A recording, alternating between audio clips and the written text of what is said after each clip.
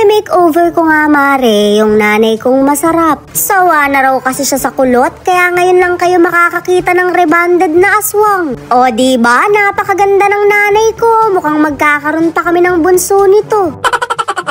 Magpapatreatment nga ako ng buhok, pero isasama ko na yung nanay ko. Para naman hindi lang ako ang masarap, pati siya.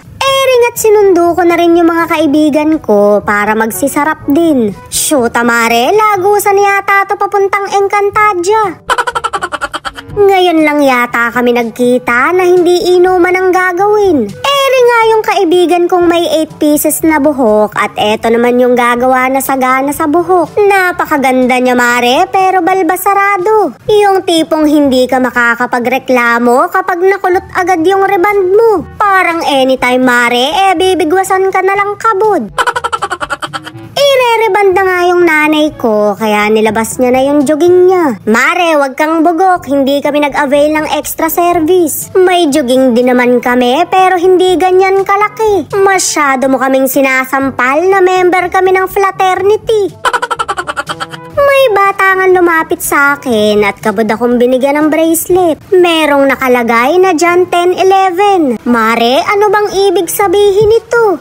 Ring at bumalik ulit siya at meron na namang ibinigay. Tuwang-tuwa siya dahil isinuot ko. Mukhang pinapanood pa yata ako nung bata, baka matutong uminom yun. Ginawan niya nga rin ako ng letter, kaya binasa ko. Shoot mare, kilala niya nga ako. Jean Bilog kasi yung nakalagay, yari ako sa nanay mo nito. Huwag kang matututong uminom ha, masama sa katawan yun. Binigyan na naman ako ng ballpen, baka maubos na yung gamit sa bahay niyo. Nak, parang bet ko yung ref niyo.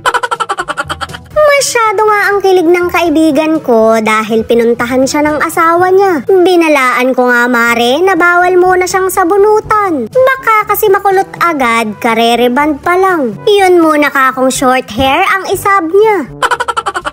Binigyan na naman ako ng bata ng ipit sa buhok. Ang sabi ko nga'y awat na dahil baka maubos na yung gamit sa kanila. Baka maloka na lang ako na electric fan na yung dala-dala. Mga takure, kaldero, sandok. Mapapabarangay na lang talaga ako ng nanay mo.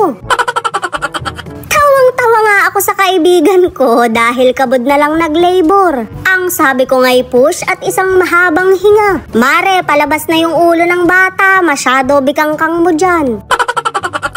O diba, magsisipag-undas kami ng mga unatang buhok. Pwede naman pala tayong magkita-kita nang hindi umiinom. Papalusaw na yung atay ko, ngayon lang natin naisip to. Inabot na nga kami ng tanghalian, kaya dito na lang kami kumain. Malulusog pa naman yung kaibigan ko, baka mga yayat. Meron kaming inihaw na tilapia, tsaka itlog na pula. May chicharon din kami na parang ikaw mare. Maingay ka kasi kapag kinakain.